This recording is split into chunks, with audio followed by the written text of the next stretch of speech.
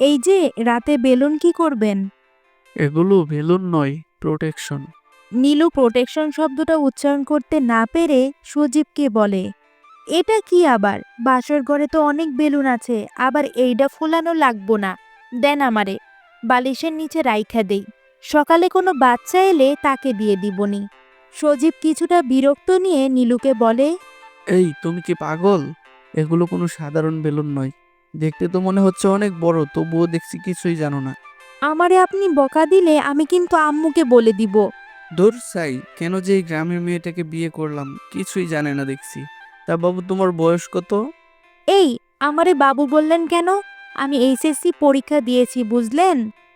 সেটা বোঝা হয়ে গেছে আমার। দেখি মাছ থেকে ওই পাশে চেপে যাও, ঘুমাবো আমি। ও মা, ঘুমাবেন কেন? বাসর করবেন না? আজ আমার তো আদর করতে ইচ্ছে করছে আপনাকে।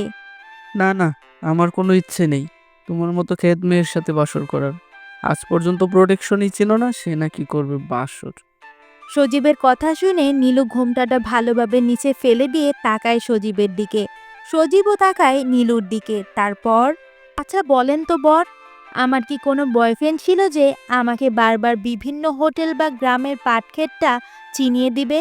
সেখানে আমার বয়ফ্রেন্ডটা আমার শরীরে খারাপভাবে স্পর্শ করবে, বিয়ের আগেই আমার সতীত্ব নষ্ট করবে।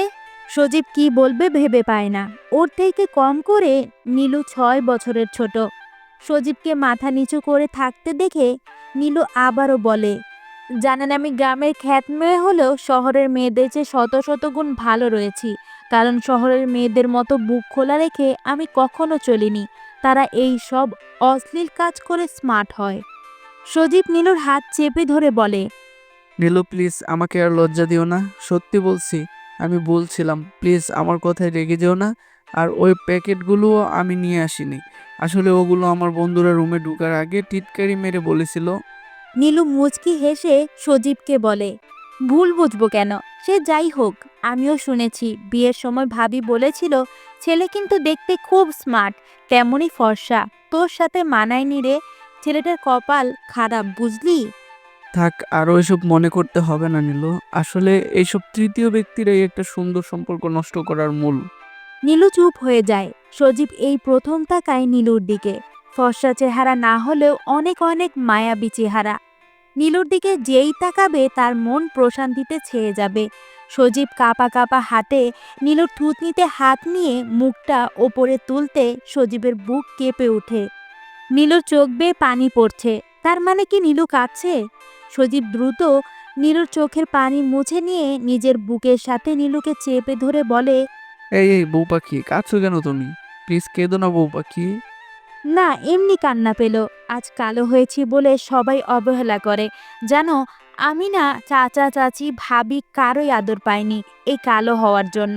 মাঝে মাঝে ইচ্ছে করতো তাদের বলতে, তোমরা দেখে নিও, আমার বর চাঁদের চেয়েও সুন্দর হবে আর আমাকে খুব খুব ভালোবাসবে।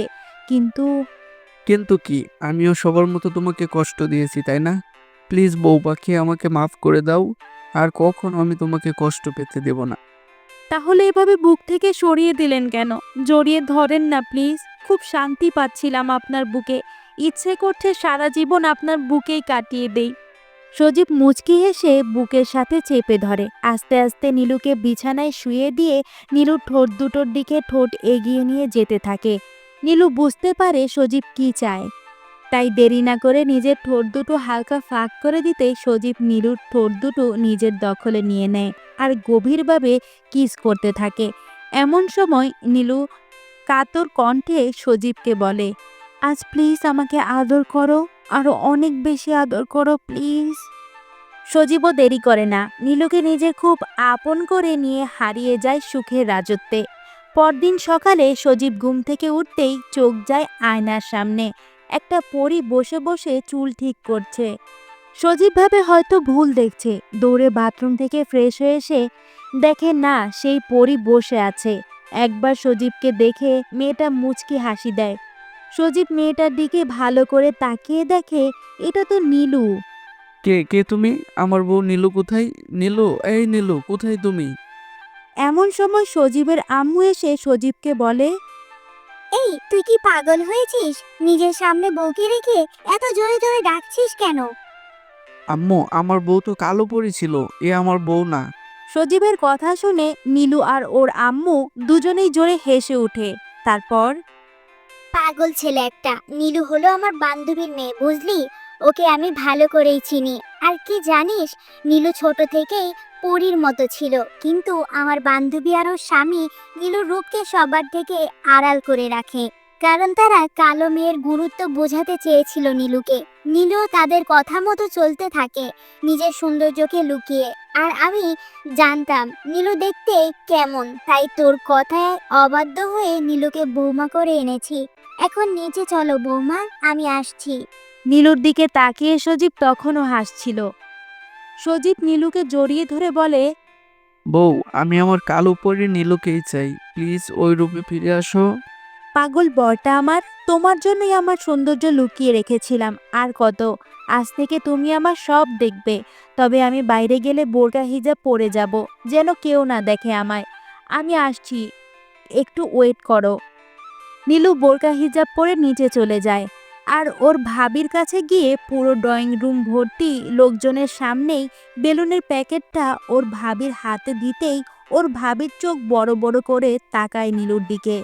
ভাবি, আমার স্বামী গতকাল রাতে তোমার স্বামীর মতো আমার শরীরের উপর হায়নার মতো ঝাঁপিয়ে পড়েনি। আমার ভালোবাসাটা চেয়েছিল শুধু, বুঝলে? তাই এসবের প্রয়োজন হয়নি, তাই তোমাকে ফিরিয়ে দিলাম। কারণ তোমার হয়তো রাতে কম পড়তে পারে। আর হ্যাঁ, আমি কালো হলেও আমার হাজবেন্ডটা ফর্সা। আমাকে ওর পাশে না মানালেও ও আমাকে পছন্দ করেছে, তাই তোমার টেনশন না করলেও চলবে। নীলুর ভাবি নীলুর কথা শুনে লজ্জায় দৌড়ে নীলুর বাসা থেকে বেরিয়ে যায়। আর পাশে বসে থাকা নীলুর ভাই নীলুকে বলে সজীব ওর ভাইয়ের ডান হাতে চুমু দিতে চলে আসে। রুমে এসে দেখে সজীব বসে আছে বিছানায়। নীলু সজীবের পাশে শুয়ে বলে, কি হলো বর, এভাবে উদাস কেন? আদর করতে ইচ্ছে করছে খুব। পাগল, এই যে নাও, তোমার হাতে তুলে দিলাম নিজেকে।